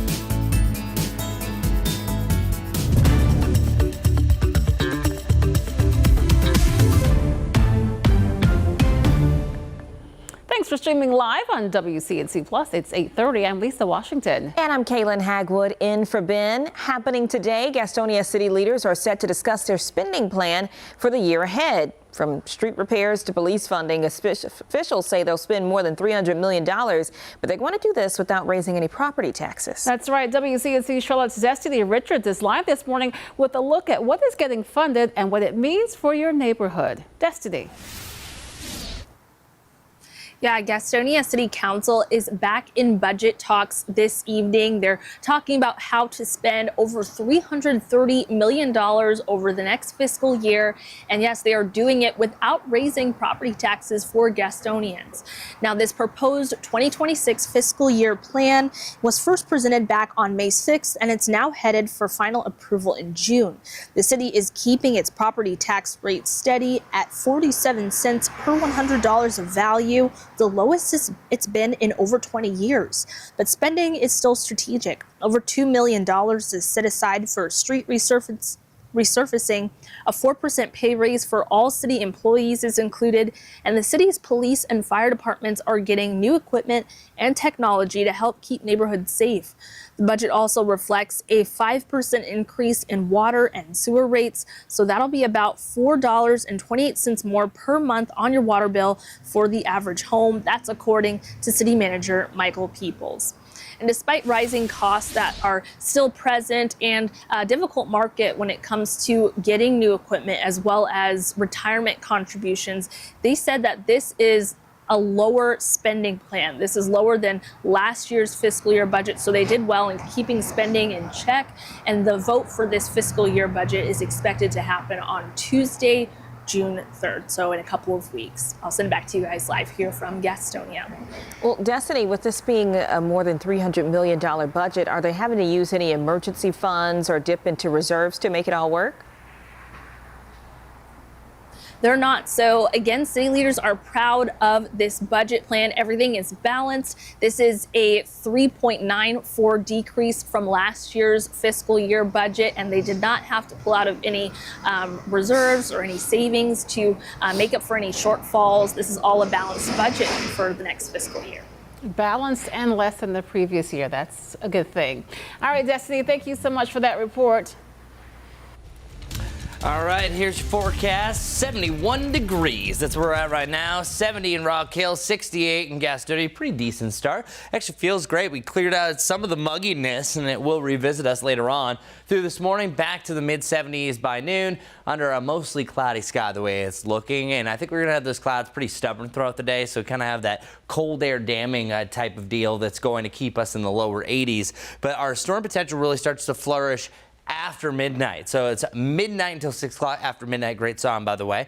We are expecting on and off showers really starting to become on by about the 3 to 6 o'clock hour for the Charlotte area, starting earlier around the mountains closer to midnight. There is a chance for a thunderstorm to pop up here and there between about the 7 o'clock to 11 p.m. window, but a lot of us are going to miss in those. But if you do get nipped by one of those storms a little bit later on this evening, it could pour for a little bit because they're going to be fairly slow moving. Seeing some rain further off towards the west. Now, the good news about that, this line's going to fade out, but then there's going to be a whole other line that starts to form behind this. So realistically, I think that it's going to be that secondary line that's going to be most of the worst weather that is associated with this. And check it out. You can see a line starting to blossom right around the mid to late afternoon. That's right along the Mississippi River, really starts to pick up as it works its way to the east through Tennessee. It starts to arrive right along the North Carolina border by about midnight. It's at this point we're starting to see a lot of different kinks and twists. So it's whenever you have these kind of rotations here, as you can see up and down the North Carolina coast, that's where you could start to have a spin-up tornado. So I think that there is going to be a tornado. It's during that time frame. Once it gets a little bit closer to the I-77 corridor, right now the timing looks to be anywhere between about 3 and 5 o'clock. If it's moving fast, it'll have a better chance of staying together and produce some gusty winds. If it slows down any, this will be mainly just rain and then a less reason that we have to worry about the severe storms, but we're still staying a weather alert as that could be pushing on through. So our weather impact really is going to be open between about midnight and 6 a.m. for heavy rain, some of those gusty winds, and a few storms. So make sure to be prepared. A lot of us are going to be sleeping as a lot of this activity is rolling through the area. So let's slow it down for you. Slight chance that maybe you see a shower and a darker cloud up until about noon. Through the afternoon, clouds are definitely the stronger feature, but I think you are going to see a little bit of blue sky. Seeing our first sign of a storm enter our area, I would say between about 6 and 8 o'clock. They're starting right around here as a front starts to bend its way back towards the east. Any storm, again, could be slow moving. There's the timing again, anywhere between about midnight to 3 up to Lincolnton. I think it's going to be here in the Charlotte area between about, I would say, approaching the 4 o'clock hour, and then should be out of our hair by about 6 o'clock, and then we're good to go, past and gone. By tomorrow's going to be a lot warmer. Temperatures blasting to 88 degrees. We're only a weather alert for the first 6 hours of your Wednesday. Outside of that, you're good to go. Just a breezy day. And then we're going to filter in some of that drier air. Feeling a lot more comfortable to end the week and start the holiday weekend. Cooler as well. High temperatures only in the upper 70s. Some of our lows down into the lower 50s. I mean, some of us, especially around the I-40 corridor and the mountains, waking up in the 40s. Majestic, how's it looking so far this morning? Well, definitely seeing lots of slowdowns still out there. 8:36 now. If you're heading out the door, you can see all the red and all the accidents. Let me highlight a few that are really standing out. This one specifically on Statesville Ave. There's a crash there in Alma Court, so we're seeing more of that orange popping up, indicating just a slow morning commute traffic there. Just to the south of it, another ongoing accident on Albemarle Road near Will Grove. You can see it right there, bringing some stop-and-go congestion. And then want to highlight one more here. It's on Randolph Road. It's a crash at Woodlark Lane. Seeing those impacts this morning, so allow for a little extra drive time. We definitely are seeing that congestion now. We'll have more on your updates with traffic coming up. Kaylin. All right, Majestic. In Fort Mill, calls continue this morning against the controversial Sulfab solar plant. Dozens of people showed up to last night's town council meeting to rally against those plans. The $150 million project promises to bring 800 new jobs to Fort Mill, but neighbors are worried about the chemicals the plant will use, especially since it's near homes, schools, and senior communities.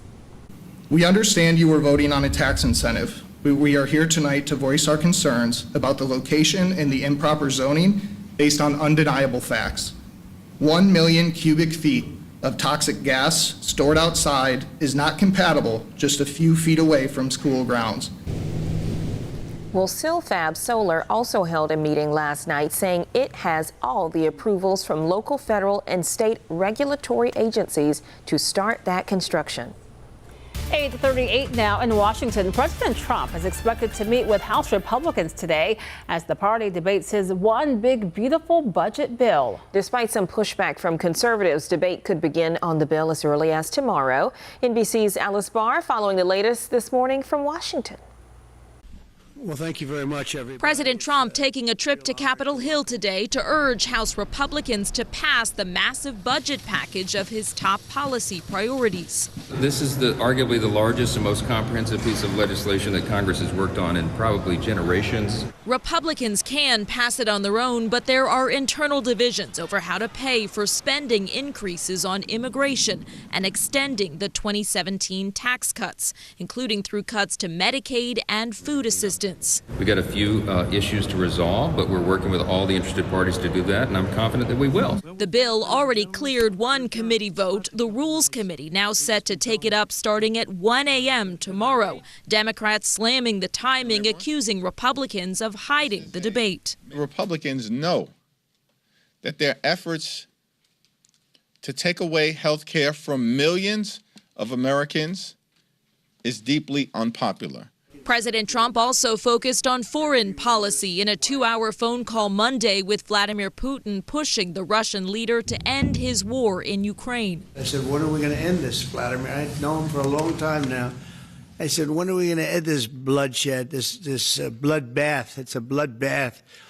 And I do believe he wants to end it. The president also spoke separately with Ukrainian President Volodymyr Zelensky, who said his country wants a full ceasefire, but doesn't trust that Putin does. Nevertheless, President Trump saying negotiations between Russia and Ukraine will begin immediately to end the war. At this point, there are no signs of a breakthrough, with Russia making no commitments to a ceasefire, having just launched what Ukraine says was its largest drone attacks of the war. President Trump floating the possibility of Pope Leo stepping in to help the negotiations. In Washington, Alice Barr, NBC News. Well, new this morning, North Carolina's economy expected to grow nearly 3% this year. That's all according to the newly released state economic forecast. The biggest job increases are expected in fields like education, health, and construction. But experts are predicting lower overall growth compared to 2024 due to ongoing trade tensions and recovery efforts from Helene. Meantime, this morning, former President Joe Biden still weighing his options after being diagnosed with prostate cancer, which doctors say has spread to his bones. Biden's team says the cancer appears to be hormone sensitive, making it more likely to respond to treatment. WCNC Charlotte's Megan Bragg verifies some of the biggest questions when it comes to the diagnosis. Biden, who is 82 years old, was diagnosed last week after experiencing urinary symptoms. To answer some top questions regarding prostate cancer, we went to these sources. Dr. Earl Burgess, a medical oncologist at Atrium Health Levine Cancer in Charlotte, the National Cancer Institute, and Mayo Clinic. The first question, how common is prostate cancer? We know that in the United States, 1 in 8 men are diagnosed with prostate cancer during his lifetime. Now, an individual man's risk is dependent upon additional factors such as his age, his race, his family history. Biden's cancer was characterized by a Gleason score of 9 with a metastasis to the bone. So what is a Gleason score? The NCI defines it as a way to describe prostate cancer depending on how abnormal the cancer cells in a biopsy sample look and how quickly they are likely to grow and spread. The higher the score, the more aggressive the cancer. Next, what are some symptoms that you should check on? It's very common for men who have prostate cancer to present with urinary symptoms such as increased difficulty urinating, urinary frequency, increased frequency of having to urinate at night. All of these are a result of a partial obstruction that the cancer itself in the prostate gland is growing and pushing on the urethra, which partially obstructs the flow of urine out. What types of treatment are available? NCI says there are different types depending on what a patient needs. Common treatments for metastatic prostate cancer include hormone therapy, chemotherapy, radiation therapy, immunotherapy, and supportive care. And finally, what are the best ways to take care of prostate health? The Mayo Clinic offers some healthy tips you can add to your daily life. Choose low-fat foods, eat more fruits and vegetables, cut down on dairy, and exercise most days of the week. With your Verify, I'm Megan Brown. If you have something that you would like verified, email us at verify@wcnc.com. Closer to home this morning, Governor Josh Stein is pushing for more Hurricane Helene relief. During a visit to Western North Carolina, the governor unveiled his second recovery budget proposal. It includes an additional $891 million to help the area rebuild. One business owner says while the governor's proposal will help him get back on his feet, the potential foot traffic is also important.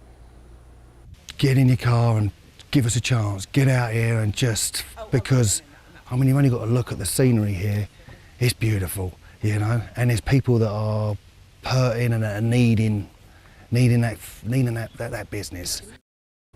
Earlier this month, the governor says the state sent grants to more than 2,000 businesses. He says more than 7,000 small businesses applied. It is clear that more money is needed. After-school programs nationwide are asking, where's the money this morning? According to the nonprofit After School Alliance, 63% of programs are struggling after losing pandemic-era funding and proposed federal funding cuts. WCNC Charlotte's Michelle Bowden shows us how this could lead to programs potentially shutting down.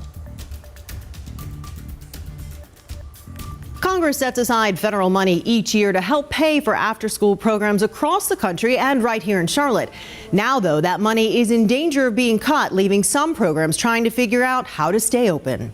It's very concerning. Del Gonzo runs Our Bridge, a free Charlotte after-school program that is at capacity with a waiting list of more than 100 kids. After-school program is crucial, not just for the kids and their development, but also for parents, for working parents. So having a space where the kids can be safe and taken care of, it's really important for the well-being and the stability of the family. She's worried because for 25 years, what's called the 21st Century Community Learning Centers has provided federal funding to more than 10,000 after-school programs across the country. That money, though, is currently on the line. That sounds like the federal funding is vital to what you do. Absolutely, absolutely. Without 21st century programs, hundreds of programs will not exist. If it's cut, it would mean that hundreds of thousands of children will lose the opportunity to have a place like this, to go after school and do their homework and be safe. As a working mom, it worries me always that, like, if my kids cannot come to an after-school program, I won't be able to go to work. I have to lose a part of my job to stay home with my kids after school. The possible federal cuts would be the second round of cuts. Pandemic-era help just ended months ago. That funding ended actually last December. So we are just grappling and trying to find funding to just compensate. The latest round of potential cuts means Arbridge's newest location, housed at Pinewood Elementary, is in danger. The Pinewood program is so successful, with 92% attendance and improved reading and math scores, that 4 more Charlotte area schools have asked Arbridge to open a program at their schools. But they need more money to do that. It's very stressful, just nonprofits in general is very hard. Our job is to make sure that we have the funding. The federal funding, it's crucial, and there's a lot of uncertainty. The After School Alliance surveyed people who run after-school programs and found 44% are worried about being unable to stay open.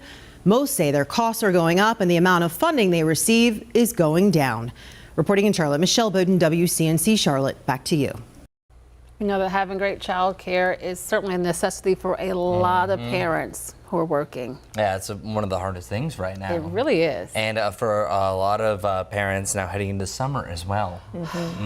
Tell me about it. Yeah, no, I know. I feel for you. Camps, it just goes. It's a lot. Anyway, weather. Anyways, we won't stress about that right now, moms and dads. We have a severe weather risk, but this is not what you think. And the only reason why I say that is this is more of an overnight situation. So oftentimes when we have a map like this, you're like, okay, storms in the afternoon, heading in the evening. Well, it's actually the late evening heading into tomorrow morning that we have the best potential. And as for tomorrow, we start to see a low risk redevelop right around the Southern Pines, Rockingham, over to Raleigh area as the line that we're going to see through the overnight starts to intensify.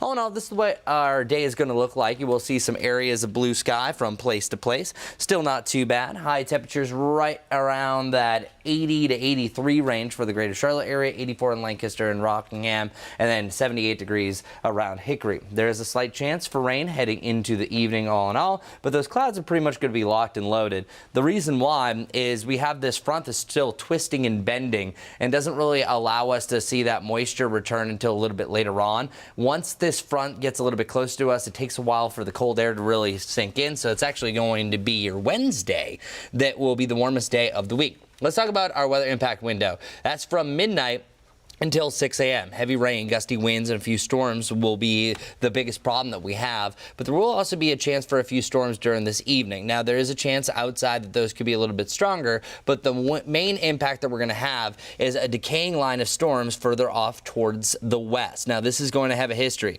These storms are likely going to produce widespread wind damage, tornadoes over in Tennessee, Kentucky, northern Mississippi, and Alabama. It just depends on what they do as they cross the North Carolina mountains that's going to control our forecast. There's one of two scenarios. Number one, it slows down, it weakens, and then we see rain a little bit closer to sunrise around Charlotte, but it's just rain. If it stays together, stays strong, that's where we have that weather alert criteria. I think it's especially closer to right around the Tennessee border that we were going to have the best chance. Any storm during the afternoon, I think, is going to be fairly slow moving. Evening, not afternoon, evening, and some of them could flourish as well. These are the type of deals that one pops up and the outflow of that can form another one. So some areas could pick up a quick inch of rain while others get nothing at all. Just hear maybe some distant rumbles of thunder. Here's the main event. This line, if it has any grooves like what we're seeing here, there is a tornado potential. And I think that's mainly in the western side of North Carolina. From about 1 to 3, it's impacting the foothills, the mountains. That includes you, Shelby, over to Lincolnton, around Hickory, up to Taylorsville. Close to about the 3 to 4 o'clock hour, it looks like where it's going to be passing the Charlotte area, and then should be clear of us by about 6 o'clock. The other scenario here is if this slows down even more, it'll be a little bit wetter closer to sunrise, but our severe weather window will be closed at that point. Our dew points, they really spike tonight and tomorrow. These actually come down throughout your Wednesday as that cooler air starts to sink in. Now, one thing that will pick up through your Wednesday, the winds. Wind gusts as high as 40 to 50 miles per hour tomorrow night, and Thursday, gusts up to about 30 miles per hour for the Charlotte metro area. So another look at our Guy Roofing 7-day forecast. Tomorrow's the top. After that, upper 70s through the holiday weekend. Majestic? All right, roads are definitely busy out there for a Tuesday morning commute. Want to show you another live look outside I-77. Noticing lots of cars out there, but also noticing that it is beautiful outside for your morning commute, so that always helps. You can see I-77, our York County cameras also seeing quite the congestion this morning. As we're looking at now our live traffic map, seeing a lot of green, but also seeing our typical watch spots up and down I-77, also through I-85. Want to highlight a couple of our ongoing accidents that might make for a little bit of a headache for your morning commute. We have this that is still ongoing. It's at Statesville Ave. There's a crash there in Alma Court. We're seeing orange there, indicating just medium impacts. Off to the east, it looks like this accident just got removed, so we'll go ahead and remove that one. Another one here though at Randolph Road. There's a crash there at Woodlark Lane. I'm going to get out of the screen so that you can see all of those backups there, indicating just kind of that medium impact extending out towards Sharon Road, where we then have those slow going accident impacts. South Boulevard crash near Atherton Street. I've been keeping a close eye on this now for over 20 minutes and it's still ongoing. You can still pass through it. It's just going to make for a couple of extra additional minutes for your morning commute. Lisa. Thanks, Majestic. 8:51 now. Check this out. A Maryland woman isn't just celebrating her 100th birthday. She's also now one of the oldest active realtors in the country. She is still making deals as we speak. And as Mark Seagraves reports, she lives on her own and drives herself from open house to open house. Like many of us, Mary Wykes drives herself to work every day. But unlike most of us, Wykes is 100 years old. Oh, of course. I have a license until 106. But I feel like I'm a very good driver. I learned to drive in a hayfield on the farm with a tractor. In addition to her driver's license, Wykes has had her realtor's license since 1979, when, at the age of 54, she decided to leave her job in the federal government after nearly 20 years and change careers. While Wykes had a very successful career in corporate America and the federal government, she decided to become a realtor because of something her father told her growing up on the family farm. My dad, who was a dairy farmer, always said, "Mary, work for yourself." And I could never figure out a way to do that until one time I heard that a secretary at NBS had just taken the real estate course and become a realtor. Wykes has been helping people buy and sell their homes ever since. It's just a pleasure, and I love the people I work with. Wykes' boss tells News 4 she's still very much active, earning commission checks. Oh my God, so active. She just had 3 transactions, and I've never met anybody quite so positive, quite so inspirational. At 100, you would never know it. She works all the time. She's fastidious about what she does, but she's just good people. Wykes tells me longevity runs in her family. My mother was 99. There is longevity in my family. The oldest any relative lived to was 105. A cousin of my father's was 105. And another aunt was 100. I ask the question so many ask when they meet someone who's over 100 years old and in such amazingly good shape. What's your secret? My granddaughter asked me that the other day, and my answer to her was good genes, a lot of luck, and believing in the kindness of people, and believing take one day at a time, and in lifelong learning, and never retiring. Enjoy your work, never retire. So I guess that's the secret. I mean, I've tried to live a good life. Wykes has no plans on retiring or slowing down anytime soon. In fact, she just ordered a new box of business cards.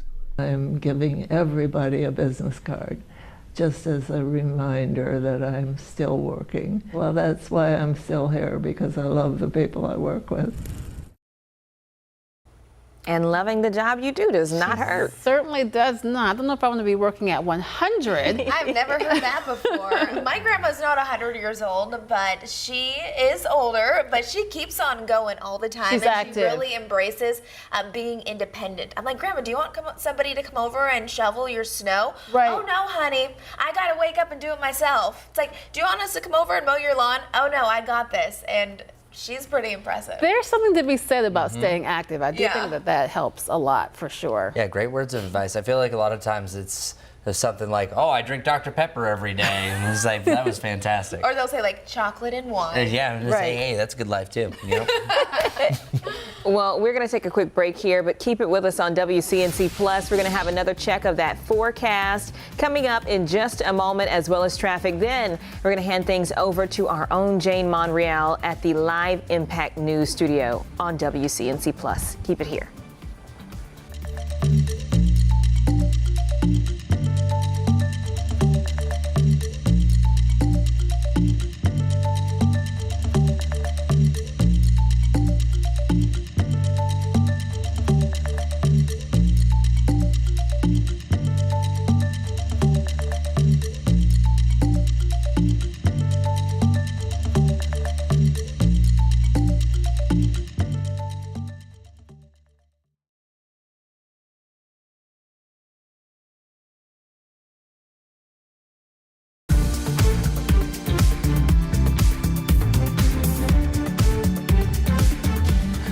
Everybody, we have a mostly cloudy day, which will be partly sunny, partly cloudy at times. Lower 80s, but what about those storm chances? They really start to ramp up after midnight.